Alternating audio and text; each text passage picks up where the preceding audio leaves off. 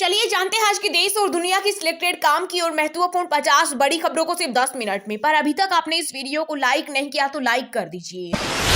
आज देश में मोदी की मजबूत सरकार, इसलिए आतंकियों को घर में घुसकर मारा जाता है। ऋषिकेश में पीएम मोदी ने कांग्रेस पर बोला हमला, कहा जब जब देश में कमजोर सरकार रही तब तक आतंकवाद ने पैर पसारा। आज देश में एक मजबूत सरकार है, इसलिए भारत अब आतंकियों को घर में घुसकर मारता है। पीओके हमारा था, है और रहेगा। पीओके मोदी के रहते हुए एक जमीन भी नहीं ले सकता। चीन, राजनाथ सिंह ने पड़ोसियों को दी वार्निंग, बोले भारत पर बुरी नजर रखने वालों को दिया जाएगा मुंहतोड़ जवाब। वहीं रक्षा मंत्री ने पाकिस्तान को लेकर कहा पाक अगर आतंकवाद नहीं रोक पा रहा तो हम मदद को तैयार।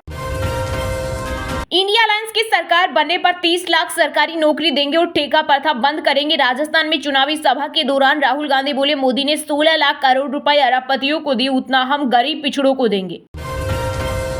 पेटीएम वॉलेट पर बैन के बाद आरबीआई की नई सौगात, अब यूपीआई से लिंक होंगे आपके मोबाइल वॉलेट। दरअसल आरबीआई ऐसी व्यवस्था पर काम कर रहा है जहां लोग यूपीआई ऐप से अपने वॉलेट को भी बैंक अकाउंट की तरह लिंक कर सकते हैं। चुनाव जीते तो 5 साल तक मिलेगा फ्री राशन, पीएम मोदी ने ऋषिकेश के चुनावी भाषण में की बड़ी घोषणा। साथ ही कहा कांग्रेस ने भगवान राम का किया अपमान, प्राण प्रतिष्ठा के निमंत्रण को ठुकराया। मोदी कहता है भ्रष्टाचार मिटाओ और वो कहते हैं भ्रष्टाचारी बचाओ। मर जाऊंगी लेकिन बंगाल में सीए, एनआरसी और यूसीसी लागू नहीं होने दूंगी। चुनावी सरगर्मियों के बीच टीएमसी प्रमुख ममता बनर्जी का बड़ा बयान। साथ ही कहा हमारी लड़ाई केवल भाजपा के खिलाफ, लेकिन राज्य में किसी अन्य पार्टी को वोट नहीं जाना चाहिए। हमारी सरकार बनी तो जेल में होंगे पीएम मोदी। लालू यादव की बेटी और पाटलिपुत्र लोकसभा सीट से उम्मीदवार मीसा भारती का विवादित बयान। कहा अगर लोगों ने इंडिया अलायंस को मौका दिया तो पीएम मोदी से लेकर भाजपा के कई नेता सलाखों के पीछे होंगे। कांग्रेस ने हिमंत बिस्वा शर्मा को दिलाई पहचान, इसलिए वह हर समय इसके बारे में सोचते रहते हैं। कांग्रेस महासचिव जयराम रमेश ने असम सीएम पर साधा निशाना। पान मसाला और गुटखा कंपनियों को सरकार से मिली बड़ी राहत, बढ़ाई गई रिटर्न फाइलिंग और स्पेशल रजिस्ट्रेशन की समय सीमा। इसके लिए समय सीमा 1 अप्रैल 2024 तक तय की गई थी, लेकिन अब समय सीमा को बढ़ाकर 15 मई 2024 कर दिया गया है।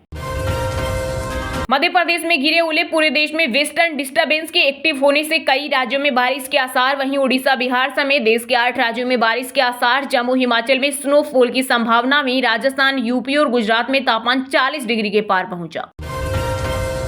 सैनिक स्कूलों का निजीकरण रोके, कांग्रेस अध्यक्ष मल्लिकार्जुन खड़गे ने राष्ट्रपति मुर्मू को लिखा पत्र। का सरकार इनका संचालन बीजेपी और आरएसएस के लोगों को दे रही, इससे लोकतंत्र कमजोर होगा।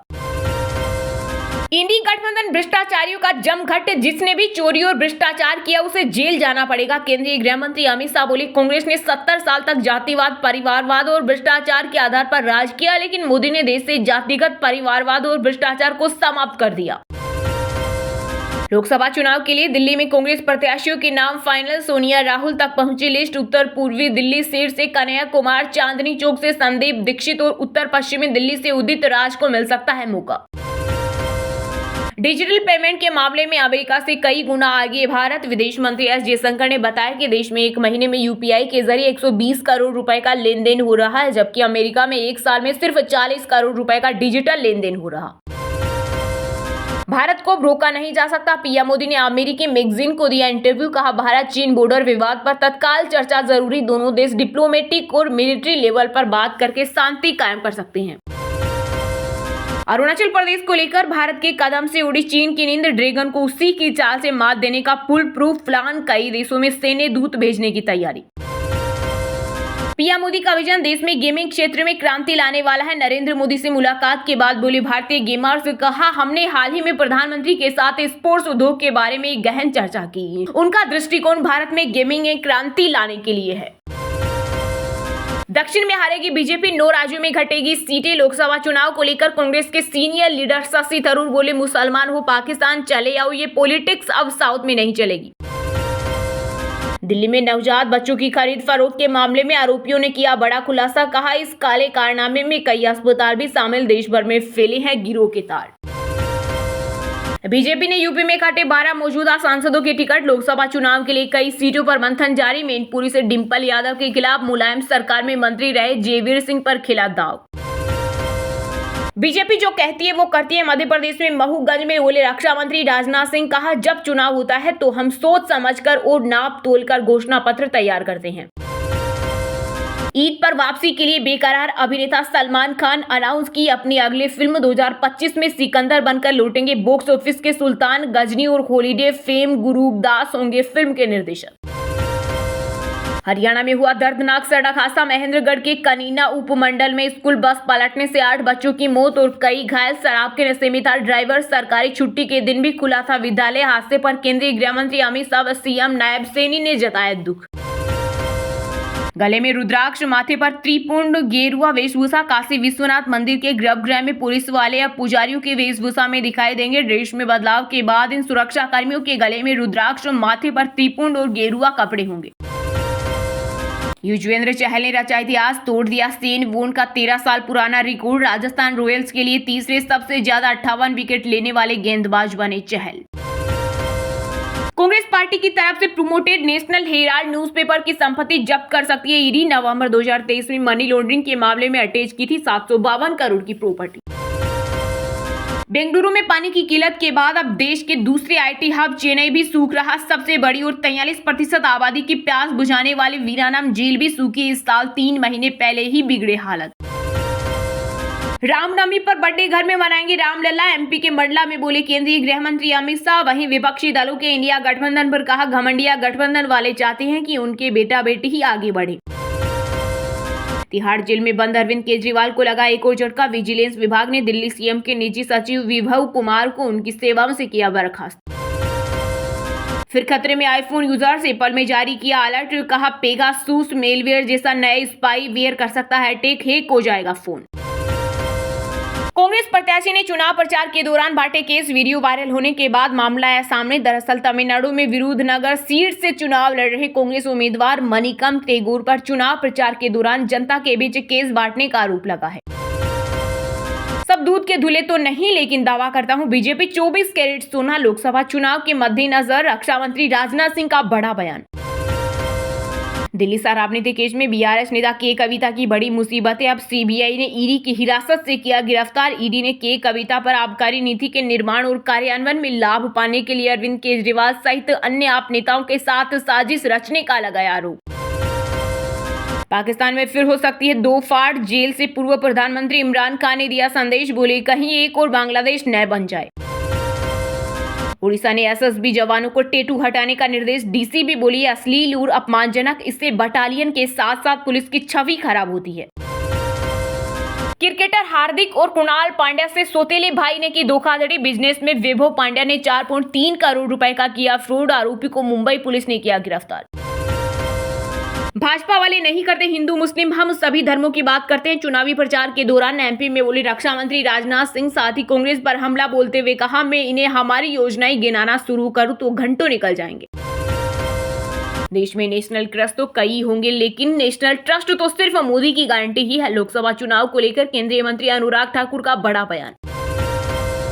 देश में सीए लागू हुए 1 महीना हुआ पूरा। अब तक असम में सिर्फ एक और बंगाल से कोई आवेदन नहीं। नियमों के चलते नागरिकता के आवेदन था। लोकसभा चुनाव से पहले मायावती को लगा एक और बड़ा झटका। बिजनौर से सांसद मल्लुक नागर बीएसपी से इस्तीफा देकर आरएलडी में हुए शामिल। दरअसल बसपा ने एक बार मल्लुक नागर का टिकट काट दिया, उनकी जगह विजेंद्र सिंह को मैदान में उतारा दिया। साउथ दिल्ली लोकसभा सीट से आम आदमी पार्टी के उम्मीदवार सहीराम पहलवान के समर्थन में मंत्री आतिशी ने किया डोर टू डोर कैंपेन। का इस बार जनता देगी जेल का जवाब वोट से। बीजेपी ने लोकसभा चुनाव के लिए जारी की 11वीं सूची। यूपी के भदोही लोकसभा सीट से पार्टी ने रमेश चंद का टिकट काट विनोद कुमार बिंद को बनाया उम्मीदवार। चलिए अब जानते हैं जो आम आदमी के काम की और फायदेमंद खबरें हैं उनको विस्तार से। पर इससे पहले अभी तक आपने इस वीडियो को लाइक नहीं किया तो लाइक कर दीजिए। इंडिया अलायंस की सरकार बनने पर 30 लाख सरकारी नौकरी देंगे। ठेका प्रथा बंद होगी। राजस्थान के अनूपगढ़ में चुनावी सभा के दौरान राहुल गांधी बोले, मोदी ने 16 लाख करोड़ रुपए अरबपतियों को दिए, उतना हम गरीब पिछड़ों को देंगे। जी हां, कांग्रेस के पूर्व अध्यक्ष राहुल गांधी ने राजस्थान के अनूपगढ़ में चुनावी सभा को संबोधित किया। इस दौरान उन्होंने कहा कि हिंदुस्तान की 200 सबसे बड़ी कंपनियों के मालिक और सीनियर मैनेजमेंट में पिछड़े वर्ग के लोग नहीं है। मोदी ने इन कंपनियों के 16 लाख करोड़ रुपए माफ किए। हिंदुस्तान के 25-30 अमीर लोगों का इतना पैसा माफ कर दिया है जितना 24 साल तक मनरेगा के जरिए मजदूरों को मिलता है। राहुल गांधी ने कहा, जितना पैसा मोदी ने अरबपतियों को दिया है, चुनाव जीतने के बाद हम गरीब, पिछड़ों, आदिवासियों और दलितों को देंगे। कांग्रेस नेता ने आगे कहा, हिंदुस्तान के सबसे अमीर 22 लोगों के पास उतना ही पैसा है जितना 70 करोड़ लोगों के पास है। एक तरफ 70 करोड़ लोग, दूसरी तरफ 22 लोग। राहुल ने कहा, 70 करोड़ में से किसान कह रहे हैं कि हमें न्यूनतम समर्थन मूल्य दे दो, युवा कह रहा है कि रोजगार दे दो और महिलाएं कह रही है हमें महंगाई से बचाओ, लेकिन इनकी कोई सुनने वाला ही नहीं है। राहुल गांधी ने आगे कहा, नरेंद्र मोदी ने अपने 20 से 25 लोगों की मदद करने के लिए 30 लाख सरकारी पोस्ट को खाली रखा, लेकिन हम 30 लाख सरकारी रोजगार लोगों को देंगे। कांग्रेस नेता ने कहा कि हमारी सरकार आएगी तो किसानों के लिए न्यूनतम समर्थन मूल्य का कानून लागू करेंगे। अगर नरेंद्र मोदी कर्जा माफ कर सकते हैं तो कांग्रेस फिर से किसानों का कर्जा माफ करके दिखाएगी। राहुल गांधी ने आगे कहा, सेना गारंटी देती थी कि यदि आप शहीद हुए तो परिवार को मुआवजा मिलेगा, कैंटीन मिलेगी और पेंशन मिलेगी। उन्होंने कहा, नरेंद्र मोदी ने अग्निवीर स्कीम लाकर युवाओं का भरोसा तोड़ा है। ये आर्मी ने नहीं कहा है हमें अग्निवीर चाहिए, ये पीएम ऑफिस से लागू हुई है। जैसे ही इंडिया अलायंस की सरकार आएगी, अग्निवीर योजना रद्द कर देंगे और पहले जैसी सुविधाएं देंगे। राहुल ने कहा, हम चुनाव जीतने के बाद जातिगत जनगणना करेंगे और यह पता लगाएंगे कि हिंदुस्तान का धन कितने और किन लोगों के हाथ में है। देश में पिछड़ों, दलित, आदिवासी और गरीबों की भागीदारी का पता लगाएंगे। दूध का दूध और पानी का पानी करेंगे। आज देश में मोदी की मजबूत सरकार, इसलिए आतंकियों को घर में घुसकर मारा जाता है। ऋषिकेश में पीएम मोदी ने कांग्रेस पर बोला हमला, कहा जब जब देश में कमजोर सरकार रही तब तक आतंकवाद ने देश में पैर पसारा। आज देश में एक मजबूत सरकार है, इसलिए भारत अब आतंकियों को घर में घुसकर मारता है।